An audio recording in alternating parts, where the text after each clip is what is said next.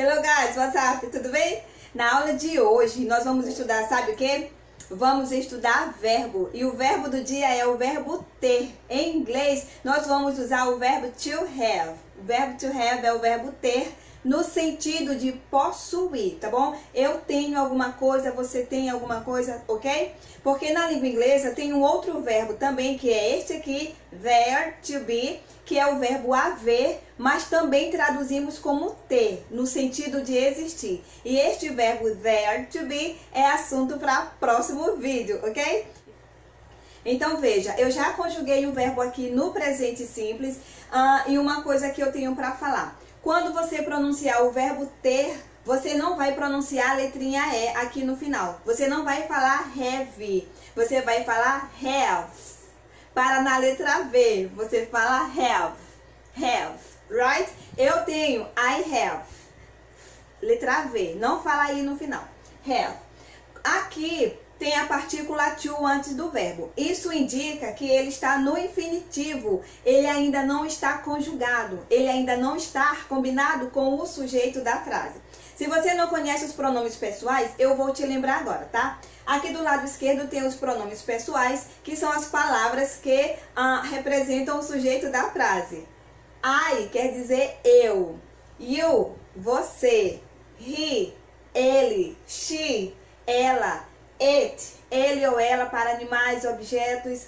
We quer dizer nós. You, vocês. E they, eles ou elas. O segundo you, ele está no plural. O primeiro está no singular e o segundo está no plural. Agora vamos conjugar o bendito aqui. Vamos conjugar o verbo to have. Quando a gente conjuga, temos que tirar o to, certinho? Tiramos o to e assim ele vai ficar. I have, eu tenho. You have, você tem. Lembra que a gente não vai pronunciar a letrinha I no final? Não fala have, fala have. Letra V, right? Agora aqui, ó, he, she e it, que é a terceira pessoa do singular, nós vamos conjugar dessa forma aqui, ó. Diferente. Então grava aí. Na língua inglesa, a terceira pessoa do singular são três pronomes: he, she e it. Quando você conjuga o verbo no presente, você vai alterar a escrita somente aqui, na terceira pessoa do singular, desta forma aqui: has. Vai ficar has. Se eu falo ele tem, você fala he has. Ela tem, she has, ok? Isso aqui na afirmativa, tá? E o restante fica we have, nós temos. Você vai traduzir conforme o nosso português, tem que haver a concordância, tá? Nós temos. You have, vocês têm. They have, eles ou elas têm. Tudo bem? Ficou aqui esta belezura, a conjugação do verbo no presente, tá? Agora vamos entender alguns exemplos para ver como fica a estrutura da frase no presente, right? Aqui na forma afirmativa eu já escrevi uns exemplos. Você vai ter o sujeito, o verbo e o complemento da frase.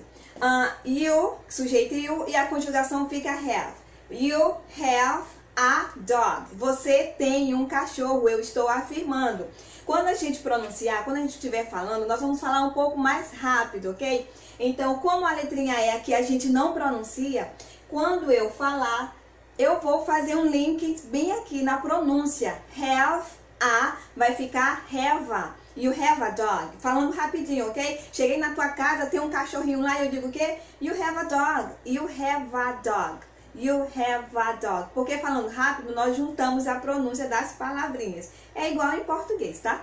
You have a dog, afirmativa. Na negativa, eu preciso usar o auxiliar do presente, que neste caso aqui é o do, juntamente com a partícula de negação, not. Então eu posso falar separadinho, you do not, você não. Ou eu posso juntar o do com not e vai ficar don't. E o verbo continua aqui, tá? Sujeito, partícula de negação e o verbo. Você não tem um cachorro. You don't have a dog. Você não tem um cachorro. Uma dica. No inglês falado, a gente sempre vai usar a forma contracta. Sempre vai usar o do com o not juntinho, tá? E a gente não vai pesar a pronúncia na letrinha T. Então você não fala don't. Tira esse Tzinho daí. Você pronuncia don't. You don't have a dog. You don't have a dog. Você não tem um cachorro. You don't have a dog, right? Na negativa. Agora, na interrogativa, vamos começar a frase com o auxiliar do presente. Aqui é o do. Do you have a dog? Do you have a dog? Do you have a dog? Você tem um cachorro? Tem? Ok? Então, na interrogativa, primeiro vem o auxiliar, depois o sujeito e depois o verbo. Deu para entender? Deu? Vamos para o próximo exemplo, agora com a terceira pessoa do singular, tá? Agora aqui o exemplo, terceira pessoa do singular, eu escolhi o sujeito she. E a conjugação do verbo have para she é has, lembrou? She has, ela tem. E o exemplo ficou, she has a brother, ela tem um irmão. Afirmativa, she has. Agora, quando eu fizer a forma negativa, eu vou ter que usar o auxiliar do presente juntamente com not, e é o does not. Eu posso usar na forma contrária, que fica doesn't. Does com not, doesn't, ok? She doesn't. Agora, bem aqui tem um mistério, sabe? Tem um segredinho. Lembra que quando a gente afirma, o verbo fica has na afirmativa? Então, na forma negativa, o verbo volta para a sua forma base. Ele volta para a sua forma sem modificação. O verbo sem modificação é have. Então, eu vou usar o have aqui na negativa. E também eu uso have na interrogativa, tá? Então, vamos terminar aqui o negativa. She doesn't have a brother. She doesn't have a brother. She doesn't have a brother. Ela não tem um irmão, ok? Já na interrogativa, quem começa a frase é o auxiliar. Neste caso é o does, porque o sujeito é she, é a terceira pessoa do singular. Então fica does she have. O verbo volta para a forma base, sem modificação na escrita. Does she have a brother? Does she have a brother? Ela tem um irmão, tem? Does she have a brother? Right? Então veja bem. Na negativa e na interrogativa, quando o sujeito é he, she ou it, o verbo fica escrito normal, porque nós estamos usando auxiliar das.